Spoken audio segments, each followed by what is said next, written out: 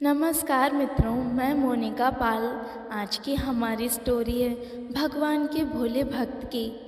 धन्ना का जन्म मुंबई के पास धुआन गांव में एक जाट घराने में हुआ था। उसके माता पिता कृषि और पशुपालन करके अपना जीवन यापन करते थे। वह बहुत निर्धन थे। जैसे ही धन्ना बड़ा हुआ, उसे भी पशु चराने के काम में लगा दिया। वह प्रतिदिन पशु चराने जाया करता था। गांव के बाहर ही एक कच्चे तालाब के किनारे ठाकुर जी का एक द्वार था, जिसमें बहुत सारी ठाकुर जी की मूर्तियां रखी हुई थी। लोग प्रतिदिन वहां आकर माथा टेकते व भेंट अर्पण करते। धन्ना पंडित को ठाकुर जी की पूजा करते, स्नान करवाते व घंटियां बजाते रोज देखता। अल्पबुद्धि का होने के कारण वह समझ न पाता। एक दिन उसके मन में ख्याल आया कि देखते हैं कि क्या है। उसने एक दिन पंडित जी से पूछ ही लिया कि आप मूर्तियों के आगे बैठकर क्या करते हो। पंडित जी ने कहा, ठाकुर की सेवा करते हैं, जिससे कि मनोकामनाएं पूर्ण होती हैं। धन्ना ने कहा, यह ठाकुर मुझे भी दे दो। उससे छुटकारा पाने के लिए पंडित ने कपड़े में पत्थर लपेटकर धन्ना को दे दिया। घर जाकर धन्ना ने पत्थर को ठाकुर समझकर स्नान कराया और भोग लगाने के लिए कहा।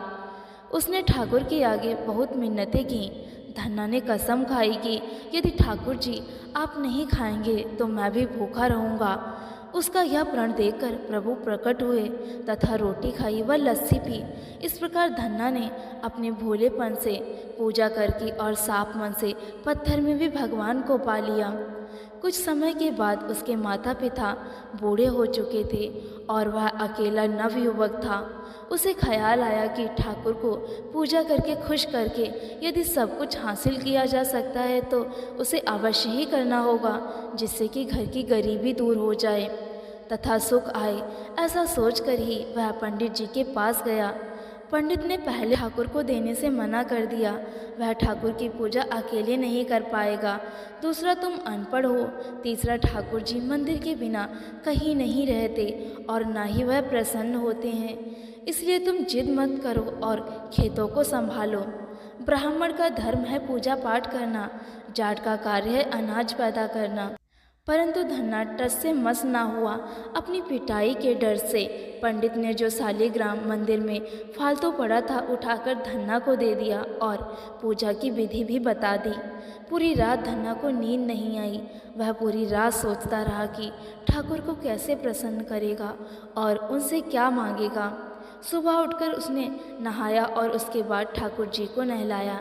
भक्ति भाव से बैठकर लस्सी व रोटी पकाई। उसने प्रार्थना की, हे प्रभु, भोग लगाओ। मुझ गरीब के पास रोटी, लस्सी और मक्खन ही है और कुछ नहीं। जब और चीज़ें दोगे तो आपके आगे रख दूंगा। वह बैठकर ठाकुर जी को देखता रहा। अब पत्थर भोजन कैसे करेगा। पंडित तो भोग का बहाना लगाकर सारी सामग्री घर ले जाते थे, पर भले बालक को इस बात का कहाँ ज्ञान था। वह व्याकुल होकर कहने लगा कि क्या आप जाट का प्रसाद नहीं खाते? दादा तो इतनी देर नहीं लगाते। यदि आज आपने प्रसाद ना खाया तो मैं मर जाऊंगा, लेकिन आपके बगैर नहीं खाऊंगा।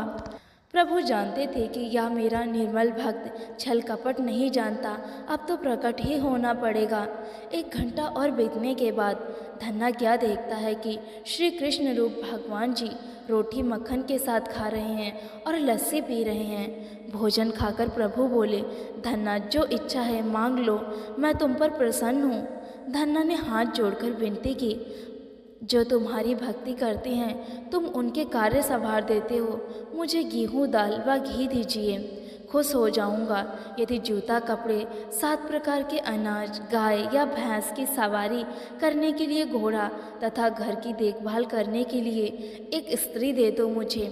धन्ना के यह वचन सुनकर प्रभु हंस पड़े और बोले, यह सब वस्तुएं तुम्हें मिल जाएंगी। प्रभु बोले, अन्य कुछ? प्रभु, जब भी मैं आपको याद करूँगा आप दर्शन दीजिए। यदि कोई ज़रूरत हुई तो बताऊँगा। तथास्तु। भगवान ने उत्तर दिया, हे प्रभु, धन्ना आज से आपका आजीवन सेवक हुआ। आपके अलावा किसी अन्य का नाम भी नहीं लूँगा। धन्ना खुशी से दीवाना हो गया। उसकी आंखें बंद हो गईं। जब उसने आंखें खोली तो वहाँ पर प्रभु नहीं थे। वह पत्थर का शालिग्राम वहाँ पर पड़ा था। उसने बर्तन में बचा हुआ प्रसाद खाया, जिससे उसे तीनों लोगों का ज्ञान हो गया। प्रभु के दर्शन के कुछ दिन के पश्चात उसके घर में सारी खुशियाँ आ गईं। एक अच्छे अमीर घर में उसका विवाह हो गया। उसकी बिना बोई भूमि पर भी फसल लहला गई। उसने जो प्रभु से मांगा उसे सब मिल गया। किसी ने धन्ना से कहा, चाहे प्रभु तुम पर प्रसन्न है, तुम्हें फिर भी गुरु धारण करना चाहिए। उसने स्वामी रामानंद जी का नाम बताया। एक दिन अचानक ही रामानंद जी उधर से निकले। भक्त धन्ना ने उनकी खूब सेवा की तथा दीक्षा की मांग की।